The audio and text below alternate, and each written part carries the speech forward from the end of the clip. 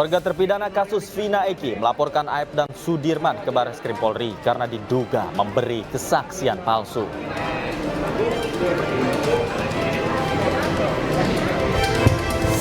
Panglima TNI membantah anggotanya terlibat dalam pembakaran yang menewaskan wartawan beserta keluarganya di Kabupaten Karo, Sumatera Utara.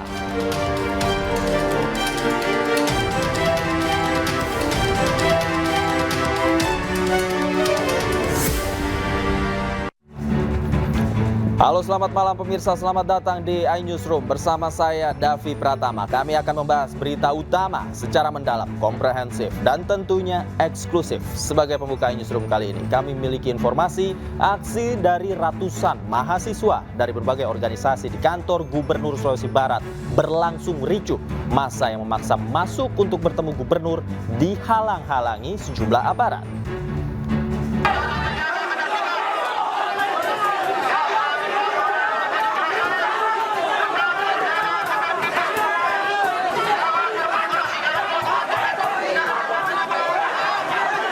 Aksi mahasiswa di kantor Gubernur Sulawesi Barat berlangsung ricuh. Sejumlah massa aksi memaksa masuk ke dalam kantor untuk bertemu dengan PJ Gubernur guna menyampaikan aspirasinya dihalau aparat keamanan yang berjaga. Aksi saling dorong antara massa aksi dan aparat kepolisian serta petugas Satpol PP pun tak terhindarkan. Massa aksi emosi lantaran tidak ada perwakilan dari kantor gubernur yang bisa menemui massa. Aksi demo ini merupakan rangkaian aksi yang dilakukan sejumlah mahasiswa terkait dugaan penyalahgunaan kewenangan di Dinas Kelautan dan Perikanan serta Dinas Pendidikan dan Kebudayaan Provinsi Sulbar. Namun aksi mahasiswa tersebut justru dilaporkan ke polisi oleh dua dinas terkait atas dugaan pencemaran nama baik hingga mahasiswa kembali melakukan demo di kantor Gubernur Sulbar. Melakukan pelaporan terhadap dugaan itu, padahal ini kami anggap bahwa kebebasan berpendapat selagi itu kepentingan umum bukanlah sebuah pelanggaran. Nah, ini adalah salah satu cara otoriter yang dilakukan oleh pemerintah Provinsi Sulawesi Barat. Setelah berdialog dengan perwakilan Pemprov Sulbar, ratusan mahasiswa kemudian membubarkan diri, namun mengancam akan kembali melakukan aksi yang sama jika tuntutan mereka tidak dipenuhi Pemprov Sulbar. Dari Mamuju, Sulawesi Barat, Friendly iNews melaporkan. Pemirsa, permukiman padat penduduk di Samarinda, Kalimantan Timur terbakar. Puluhan bangunan rumah warga hangus terbakar dan diduga kebakaran akibat korsleting listrik.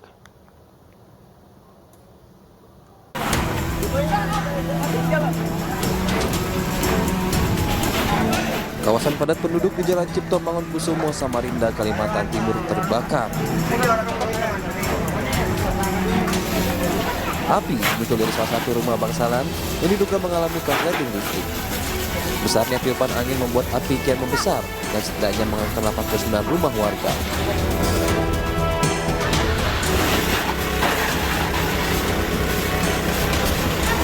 Ya, kejadiannya itu ya aku nggak tahu, soalnya dari belakang apinya kayaknya konslet. Soalnya pas aku mau sholat subuh ada api sudah di belakangku, anak-anakku tuh, anak kos-kosan teriak-teriak semua sudah. Jadi aku nggak tahu, bingung kayak apa, mau loloskan orang tua aja yang lumpuh, mama aku kasih lumpuh Pak. Lumpuh baru ku tarik kayak binatang aja, nggak bisa angkat. Tetangga belum keluar Pak, habis sholat subuh, belum sholat subuh orang di masjid. Mama selamat aja? Ya selamat aja, itu kasihan lumpuh. Jadi apa-apa nggak bisa bawa apa-apa, aku keluarkan orang tua aja. Petugas pemadam kebakaran dibantu relawan dan warga memadamkan kobaran api. Api baru bisa dipadamkan setelah 1,5 jam kemudian. Sekitar pukul 04.50 menerima laporan kebakaran di Jalan Cipto Mangunkusumo, Gang Harapan, di RT 20. Sementara dari Ketua RT dan beberapa warga, dua bangsalan, yaitu ada 83 pintu yang terbakar. Sebelumnya petugas kesulitan memadamkan api karena tiupan angin yang kencang dan sumber air yang terbatas. Tidak ada korban jiwa dalam kejadian ini. Namun, 324 jiwa kehilangan tempat tinggal dan harta. Penyebab pasti kebakaran kini masih dalam penyelidikan pihak kepolisian. Dari Samarinda, Kalimantan Timur, Arditya Abdul Aziz, iNews melaporkan. Kita ke informasi lain, pemirsa, proses pencarian dan evakuasi korban longsor tambang emas di Gorontalo masih dilakukan. Rabu pagi, tim gabungan kembali diturunkan ke lokasi longsor untuk melakukan pencarian korban.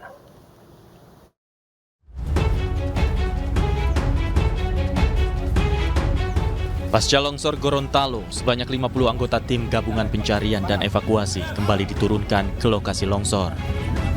Mereka nantinya akan menggantikan tim yang saat ini turun dari lokasi longsor tambang. Mereka bekerja secara bergantian agar upaya pencarian korban hilang bisa berjalan maksimal. Hingga kini, korban yang sudah ditemukan mencapai 23 orang, sementara 22 orang sudah diambil keluarga dan 1 orang belum bisa diidentifikasi. Terus sampai saat ini belum ada informasi dari atas atau ditemukan atau belum? Belum ada, Pak. Belum ada. Ya, belum ada. Sampai sekarang belum ada. Cuma yang sempat orang kasih tahu buat orang tuh tadi malam, yang mana ada salah satu yang korban dari titik bor 19 sempat ditemukan, tapi dia ada ciri-ciri memakai cincin warna merah, ada tai lalat di hidung. Tapi ini tidak ada, dia tidak ada tai lalat di hidung. Proses evakuasi korban longsor tambang di Gorontalo terus dilakukan tim gabungan. 388 personel gabungan TNI, Polri, dan SAR terus mencari dan mengevakuasi korban yang tertimbun di dalam tambang. Sementara korban selamat berjumlah 73 orang dan dibawa ke Rumah Sakit Aloe Sabu Bone Bolango. Tim Liputan iNews laporkan. Pemirsa, proses evakuasi korban longsor tambang di Gorontalo terus dilakukan tim gabungan. Hingga hari ini, total 23 korban tewas telah ditemukan.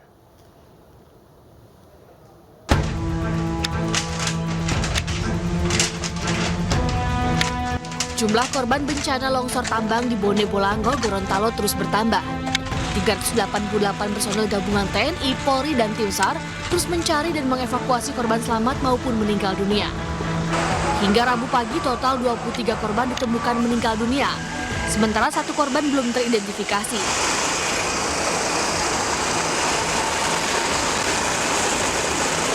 Korban selamat berjumlah 81 orang.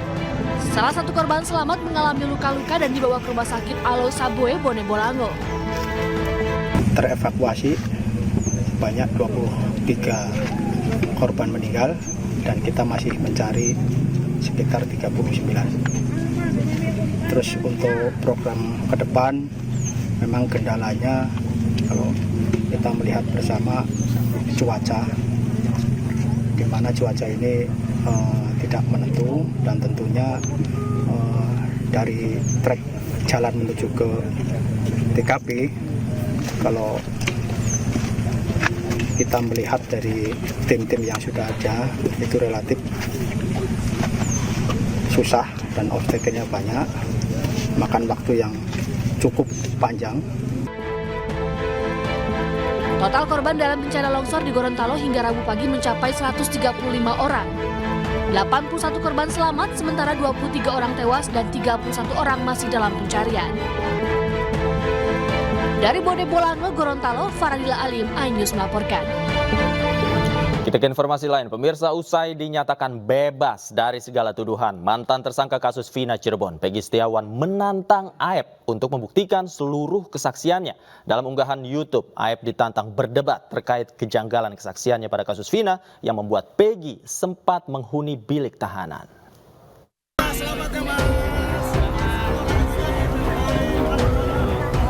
Peggy Setiawan yang sempat menjadi tersangka pembunuhan Vina membantah pernyataan saksi kunci bernama Aep.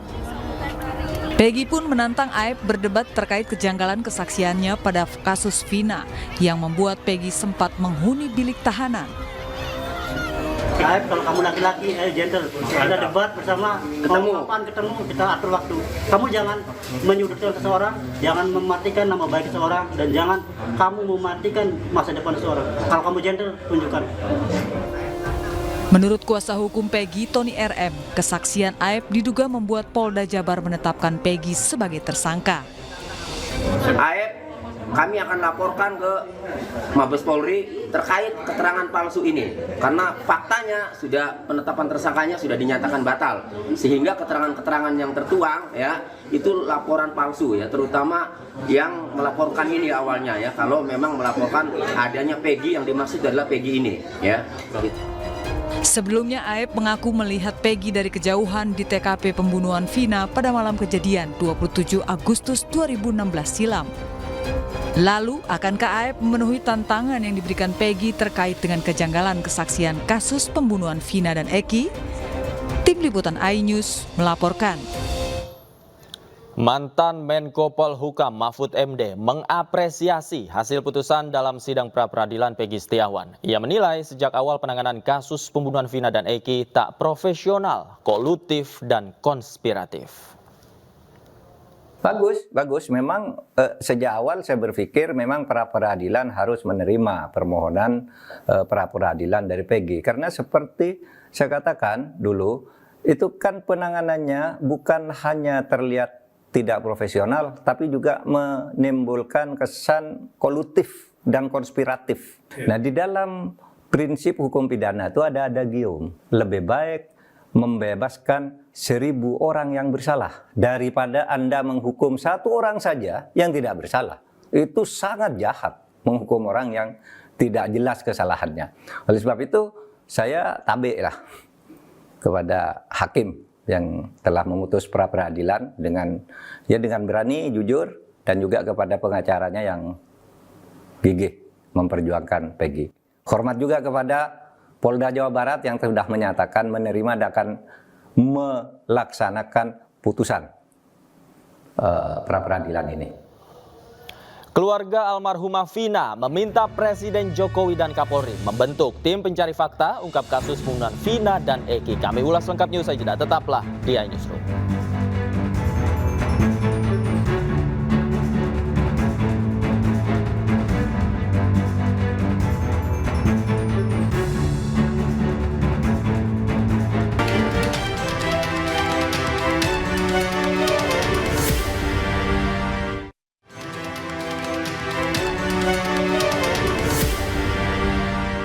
Kembali di iNewsroom, pemirsa, setelah hakim mengabulkan gugatan pra-peradilan Peggy Setiawan, keluarga almarhumah Vina meminta polisi menangkap pelaku sebenarnya. Mereka meminta Presiden Joko Widodo dan Kapolri membentuk tim pencari fakta untuk mengungkap kasus ini.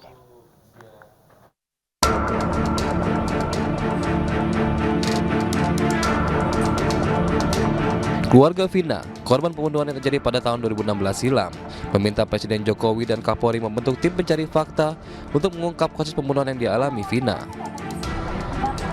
Kakak Vina, Marliana, meyakini jika 3 DPO masih bebas berkeliaran. Bahkan, meski Polda Jawa Barat telah menyatakan 2 DPO adalah fiktif, keluarga Vina tetap yakin dengan putusan pengadilan yang menyebutkan DPO adalah 3 orang, yakni Peggy alias Perong, Andi, dan Dani. Keluarga pun meminta keadilan agar polisi dapat mengusut tuntas kasus ini, termasuk menangkap pelaku sebenarnya. Jadi langkah ke depan dari keluarga Vina sendiri sih tetap minta dibentuknya tim pencari fakta. Sama kita nanti pertanyakan itu sih ke pihak Polda. Artinya apa? Artinya kan ini kan Peggy Setiawan kan bebas, berarti kan tidak bersalah ya. Berarti kan kita tetap harus mencari 3 DPO lagi gitu kan. Berarti masih mempercayai adanya 3 DPO ya? Sejauh ini saya masih mempercayai 3 DPO karena kan itu sudah sudah inkrah gitu. Sementara itu, pihak keluarga juga meminta Ibtu Rudiana yang merupakan ayah dari Eki muncul ke publik untuk memberi informasi terkait kasus yang menimpa Vina dan Eki. Dari Cirebon, Jawa Barat, Toy Iskandar, iNews melaporkan. Keluarga 7 terpidana kasus pembunuhan Vina dan Eki mendatangi Barreskrim Polri. Kedatangan mereka didampingi oleh mantan Bupati Purwakarta sekaligus anggota DPR RI Deddy Mulyadi untuk melaporkan Aep dan Dede terkait dugaan keterangan palsu. Ini.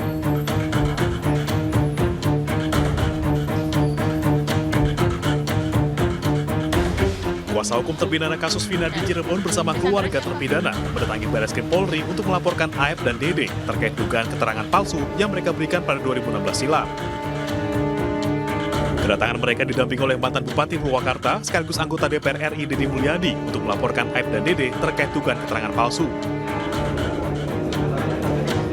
Aib dan Dede diduga memberikan keterangan tidak benar yang menyebabkan 8 orang diadili dan 7 diantaranya masih mendekam di penjara. Ya, saya hari ini berfokus pada penanganan laporan dugaan sumpah palsu, kesaksian palsu di depan penyidik, ya kan? Karena bukan dilakukan di depan pengadilan, yaitu yang kita duga adalah saudara Aib dan saudara Dede. Nah, kemudian tadi bicara persoalan Aib tidak ada. Ayahnya itu adalah warga Kabupaten Purwakarta, Kecamatan Pleret, desanya Palinggihan. Rumah ayahnya ada. Dan kemudian Aib di mana posisi hari ini bukan kepentingan kita. Kepentingan kita hari ini adalah kita berkepentingan bahwa 7 orang terpidana yang masih mendekam di penjara harus punya jalan untuk keluar. Ya kan? Jalan untuk keluar karena mereka, kalau saya sih sudah menyampaikan, diyakini tidak melakukan perbuatan sebagaimana yang dituduhkan dan didakwakan. Tim kuasa hukum juga membawa bukti fisik dan digital terkait dugaan kesaksian palsu. Bukti fisik yang dibawa yakni putusan Pengadilan Negeri Cirebon hingga surat kuasa kesaksian para terpidana saat ditemui kuasa hukumnya di tahanan. Selain itu, tim kuasa hukum juga telah menyiapkan lebih dari 10 saksi. Namun nama saksi-saksi tersebut masih dirahasiakan. Tim Liputan iNews melaporkan. Pemirsa, hari ini kuasa hukum ke-7 terpidana kasus pembunuhan Vina mendatangi Barreskrim Polri. Kedatangan mereka untuk melaporkan Aib dan Dede terkait dugaan kesaksian palsu dalam kasus pembunuhan Vina dan Eki. Selain itu, kuasa hukum terpidana juga berencana mengajukan peninjauan kembali dalam waktu dekat ini. Untuk membahasnya sudah bergabung bersama kami kuasa hukum terpidana kasus Vina, Ruli Panggabean, dan praktisi hukum Pitra Romadoni. Selamat malam, Bang Ruli, Bang Pitra. Selamat malam, Abang. Baik, saya ke Bang Ruli terlebih dahulu. Bang Ruli, tadi hasilnya seperti apa? Tadi kami memantau ya dari siang juga sudah agak lama di Barreskrim. Hasilnya seperti apa tadi?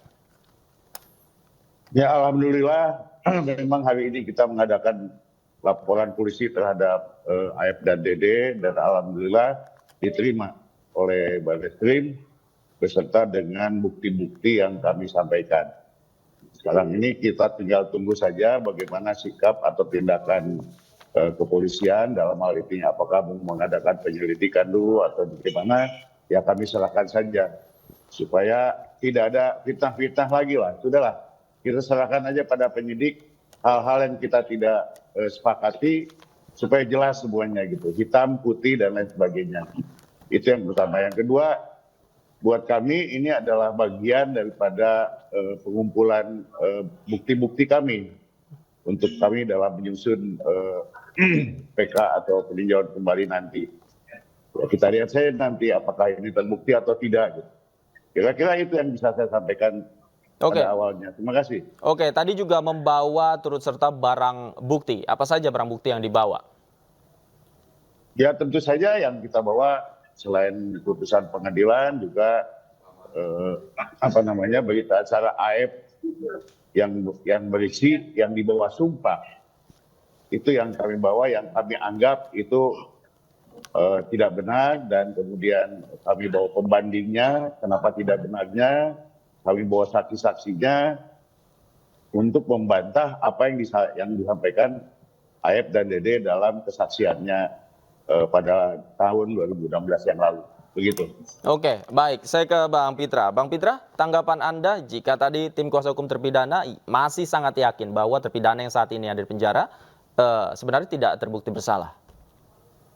Oke, baik Bung. Yang pertama, tadi ingin saya jelaskan tadi terkait dengan pra-peradilannya. Pra-peradilan itu merupakan suatu bentuk pemeriksaan terkait dengan syarat formil suatu proses perkara baik tingkat penyelidikan maupun penyidikan. Nah, pra-peradilan itu bukanlah memutuskan salah atau tidaknya seseorang, akan tetapi memutuskan sah atau tidaknya, baik itu penangkapan, penetapan tersangka, penyitaan, penggeledahan, dan lain-lain. Jadi saya kira terkait dengan pra-peradilan ini, apabila nanti penyidik menemukan bukti baru ya terkait dengan persoalan tersebut, kasus yang sedang berjalan ini bisa ditindaklanjuti. Terus mengenai laporan polisi yang dilakukan oleh rekan kita dari terpidana, saya kira itu adalah konstitusional dan itu merupakan upaya hukum yang dijamin oleh undang-undang. Tentunya tinggal pembuktiannya, apakah saudara Aib ataupun saudara Dede yang dituduhkan itu sumpah palsunya di mana, keterangannya seperti apa, yang itu nanti akan dibuktikan dan diserahkan kepada penyidik. Saya kira sebagaimana di dalam pasal 242 KUHP dan pasal 174 KUHP, sumpah palsu ataupun kesaksian palsu ini apabila seseorang tersebut telah diambil sumpahnya oleh pengadilan dan memberikan keterangan yang tidak benar atas yang ia ketahui ataupun ia saksikan maupun ia alami sendiri. Tinggal nanti bagaimana pelapor ya mendalilkan ataupun membuktikan tuduhan yang dituduhkan kepada terlapor ini. Saya kira begitu, Bung. Oke, baik. Nah, Bang Ruli, tadi dikatakan sumpah palsu sebenarnya ketika dilakukan di bawah sumpah di pengadilan. Nah, kalau dari Anda yakin bahwa keterangan yang disampaikan oleh Aib dan Dede ini palsu ketika di pengadilan atau disampaikan pada penyidik? Yang kami maksud adalah dia menyampaikan itu waktu dia membuat BAP. Oke. Jadi di hadapan penyidik. Gitu. Jadi itu yang kami laporkan. Karena saksi-saksi lain ketika itu tidak disumpah. Tapi dia disumpah pada waktu itu. Jadi kami punya kesimpulan kenapa dia disumpah. Ya mungkin dia, dan faktanya memang waktu di persidangan kita lihat Aib dan Dede ini nggak hadir. Begitu. Oke, artinya pada saat itu Anda berkeyakinan keterangan Aib di bawah sumpah juga ya? Dan itu masuk dalam pasal yang tadi disebutkan oleh Bang Pitra? Iya betul. Iya kan begini, orang itu bersaksi di pengadilan. Biasanya di pengadilan disumpah, baru dia memberikan kesaksian. Tapi agak unik mengenai saudara Aib dan Dede ini. Dia disumpahnya di depan penyidik ketika membuat BAP. Sehingga BAP itulah yang kemudian dibacakan atau dijadikan acuan oleh hakim dalam dalam memeriksa perkara itu. Gitu. Jadi kami beranggapan karena ketidakhadiran mereka di persidangan itu disebabkan karena dia sudah disumpah pada waktu dia membuat BAP. Nah, kebetulan isi BAP-nya lah yang kami permasalahkan. Begitu. Oke, baik. Silakan Bang Pitra, tanggapan Anda. Yang pertama, saya ingin sampaikan, saya kira penyidik dalam menyumpah satu saksi itu, yang pertama penyidik menginginkan agar perkara tersebut tetap konsisten kepada keterangannya sebagaimana ia nantinya diperiksa di persidangan. Ada hal-hal yang menjadi pertimbangan penyidik, tentunya seseorang itu disumpah apabila dia nantinya berhalangan hadir atau tidak bisa hadir dengan kepentingan yang mendesak sebagaimana diatur dalam ketentuan hukum acara pidana. Nah, di dalam ketentuan hukum acara pidana kita, apabila seseorang itu berhalangan hadir dalam keadaan mendesak, itu dibacakan oleh jaksa penuntut umum sepanjang ia sudah disumpah di hadapan penyidik. Itu sah-sah saja.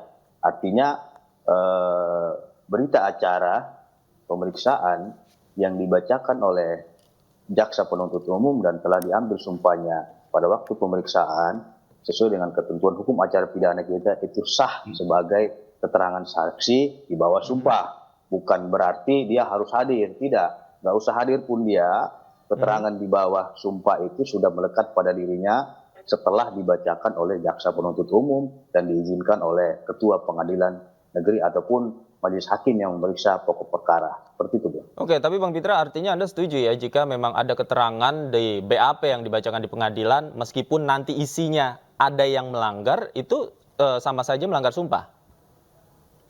Terkait dengan sumpah tersebut, yang bersangkutan memberikan kesaksian di bawah sumpah, dalam arti ini sesuai dengan ajaran agamanya, baik itu agama Islam, agama Kristen dan lain-lain.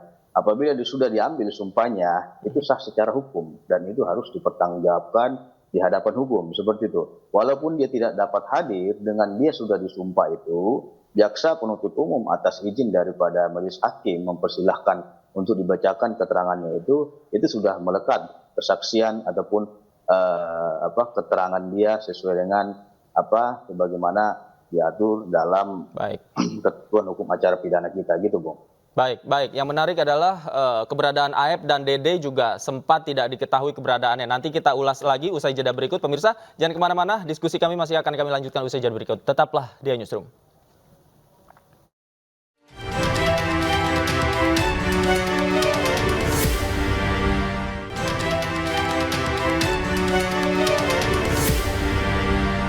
Kembali di Newsroom, pemirsa, dalam program Rakyat Bersuara, kuasa hukum Peggy Setiawan, Tony RM, menunjukkan diterbitkannya surat perintah penghentian penyidikan atau SP3 terhadap Peggy dalam kasus Vina dan Eki.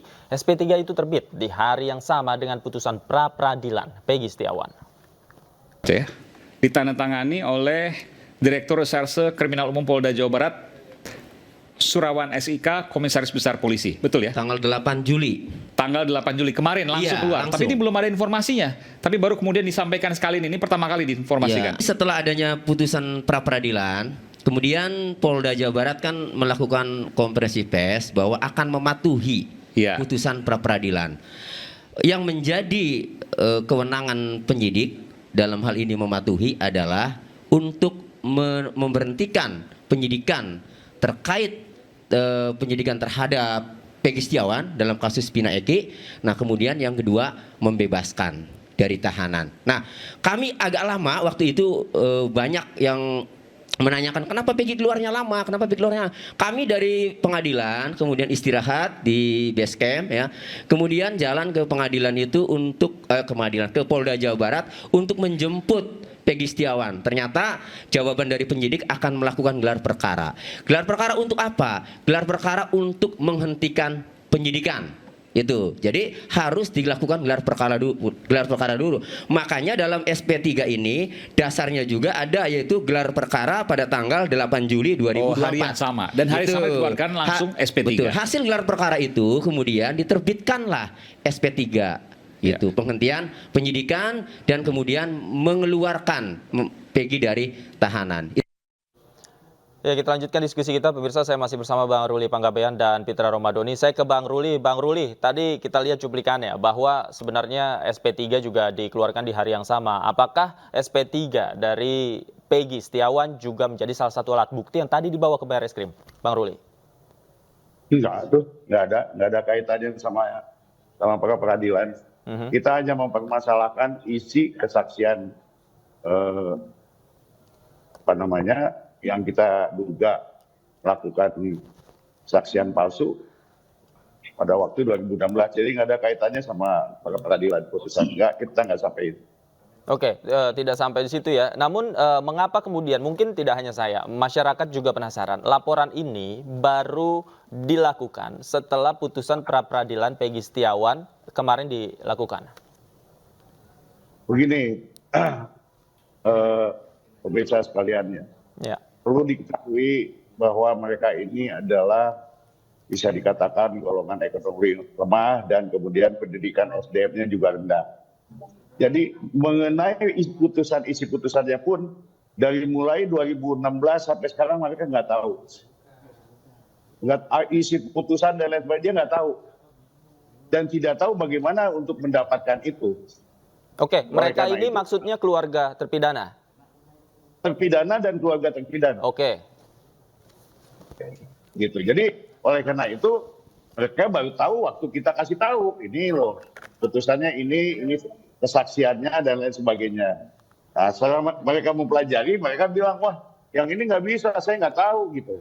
Khusus mengenai Aep dan Dede, mereka nggak kenal gitu. Kok mereka tahu nama saya? Kira-kira seperti itulah. Kalau saya nggak waktu kejadian, saya tidak ada di SMP 11 kok. Saya ada di rumahnya Ibu Nining dan lain sebagainya. Itulah bukti-bukti yang nanti akan diperdalam oleh pihak Mabes Polri. Saya kira itu. Oke, baik. Kemudian terkait dengan ada wacana bahwa hakim yang memimpin sidang pra-peradilan Peggy Setiawan ini akan dilaporkan ke Komisi Yudisial. Ada komentar, Bang Ruli? Ya, bagaimana ya, kita ini kan insan hukum dan saya kira kita mesti patuh lah. Apapun yang menjadi isi putusan pengadilan, kan sudah dari dulu kita udah sepakat. Apapun itu kita harus tunduk dan patuh. Kalau itu sudah jadi keputusan pengadilan. Kalau sekarang ada yang mau mencoba-coba untuk, ya silakan aja lah. Tapi buat saya ya kurang pas lah gitu. Kalau apalagi melaporkan hakim dalam hal ini yang sudah diberi fungsi dan tugas untuk memeriksa dan memutus perkara itu. Saya kira kurang pas itu aja. Oke. Bang Pitra, tanggapan Anda seperti apa? Ini ada rencana untuk melaporkan Hakim Eman Sulaiman ini pasca dia membuat putusan yang bebaskan Peggy Setiawan. Baik, terkait dengan ada wacana beberapa orang ingin melaporkan Hakim Sulaiman ini ke Komisi Yudisial. Yang pertama, apabila pun dilaporkan itu tidak akan mengubah isi putusan seperti itu. Karena apa yang diputuskan oleh hakim haruslah kita hormati dan harus dianggap benar. Sebagaimana asas hukum kita, res judicata pro veritate habetur. Yang kedua, apabila memang para pelapor ini menganggap adanya dugaan ketidakprofesionalan, ya mungkin itu ranahnya KY. Nah, kita juga tidak bisa menghalangi hak konstitusional orang. Akan tetapi terkait dengan isi materi di dalam putusan itu tidak boleh diintervensi oleh siapapun, sekalipun itu presiden. Makanya putusan yang telah diputuskan oleh hakim ya haruslah kita hormati dan dijunjung tinggi karena itu harus dianggap benar. Terus mengenai pra peradilan perlu kita ketahui bahwasanya yang diputuskan oleh hakim tunggal ini ada 9 poin yang dikabulkan oleh hakim. Salah satunya yaitu poin nomor 6 memerintahkan kepada termohon untuk menghentikan penyidikan terhadap perintah penyidikan kepada pemohon. Saya kira Polda Jawa Barat sangat taat hukum dan patuh ya kepada putusan pengadilan sehingga dilakukan gelar perkara untuk menjalankan perintah dari pengadilan ya untuk menghentikan penyidikan tersebut. Nah, sepanjang di dalam petitum nomor 5 di sini menyatakan tidak sah segala keputusan atau penetapan yang dikeluarkan lebih lanjut oleh termohon yang berkenaan dengan penetapan tersangka atas diri pemohon oleh termohon. Jadi di sini banyak yang salah tafsir, penafsiran dari rekan-rekan, ada beberapa rekan-rekan pengacara, rekan-rekan pengamat hukum dan penggiat hukum. Mereka menganggap dengan adanya poin 5 ini jadi perkara tersebut selesai gitu dan putus. Tidak, itu penafsiran yang salah dan keliru. Penafsiran di dalam menyatakan tidak sah segala keputusan atau penetapan yang dikeluarkan lebih lanjut itu akibat dari penetapan tersangka tersebut yaitu ya surat yang dikeluarkan oleh penyidik Polda Jawa Barat terkait dengan penetapan tersangka baik itu penetapan penangkapannya, penyitaannya, penggeledahannya dan penahanannya itu dinyatakan tidak sah. Itu tafsirannya. Jadi jangan dikira dengan ada poin 5 itu nggak bisa lagi dibuat sprindik baru, itu sah saja dan itu bukan kewenangan dari hakim tunggal untuk masuk di ranah penyidikan seperti itu. Oke, baik. Kita lihat nanti seperti apa kelanjutan dari laporan yang dilakukan oleh Bang Ruli dan kawan-kawan. Terima kasih Bang Pitra Romadoni sudah bergabung bersama kami. Bang Ruli juga terima kasih sudah meluangkan waktu bersama kami. Selamat malam, sehat selalu Bapak-bapak. Selamat malam. Pemirsa, Panglima TNI membantah anggotanya terlibat dalam pembakaran rumah wartawan di Kabupaten Karo, Sumatera Utara. iNewsroom segera kembali.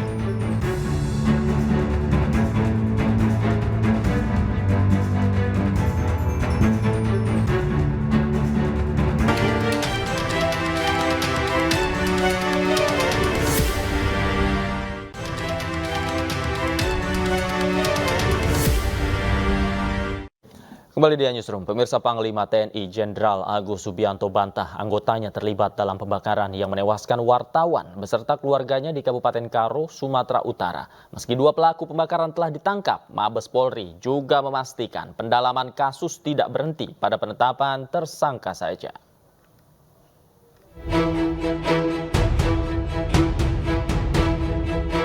Panglima TNI Jenderal Agus Subianto menanggapi terkait dugaan keterlibatan oknum prajurit dalam kasus pembakaran rumah hingga tewasnya wartawan beserta keluarganya di Kabupaten Karo, Sumatera Utara. Menurut Panglima, tidak ada keterlibatan prajurit TNI dalam kejadian tersebut. Saya rasa dari Polri sudah mengatasi yang rumah wartawan dibakar sudah diatasi oleh Polri. Tapi ada keterlibatan dari anggota TNI, prajurit atau nggak ada. Polisi juga telah menangkap 2 tersangka yang membakar rumah wartawan bernama Sampurna Pasaribu di Karo. Dari hasil penyelidikan sementara, polisi menyebut peristiwa ini murni pembakaran yang disengaja setelah mengamankan barang bukti botol bekas BBM yang tidak jauh dari lokasi kebakaran. Sementara terkait motif pembakaran masih diselidiki polisi. Fakta inilah yang kemudian kami simpulkan bahwa ini adalah kejahatan. Dan kita terus menguatkan pembuktian kita terkait dengan kasus ini. Hari ini kami tangkap para eksekutornya dan sedang bekerja kita untuk menentukan siapa orang-orang yang kemudian terlibat selain para eksekutor ini. Sementara itu, aksi pembakaran rumah wartawan asal Karo, Sumatera Utara, Sampurna Pasaribu pada 27 Juni lalu terekam kamera pengawas. Dalam rekaman kamera pengawas terlihat 2 orang eksekutor yang memantau rumah korban. Dan pemirsa, informasi ini sekaligus mengakhiri jumpa kita di iNewsroom malam hari ini. Saya Davi Pratama pamit, terima kasih, selamat malam dan sampai jumpa.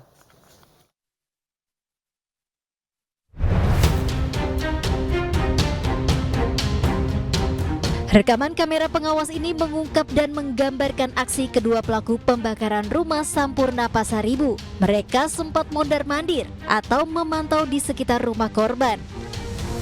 Pergerakan 2 pelaku berinisial R dan Y tengah berboncengan mengendarai motor yang melintas ke arah rumah korban. Tidak lama setelah itu muncullah api dari arah rumah korban.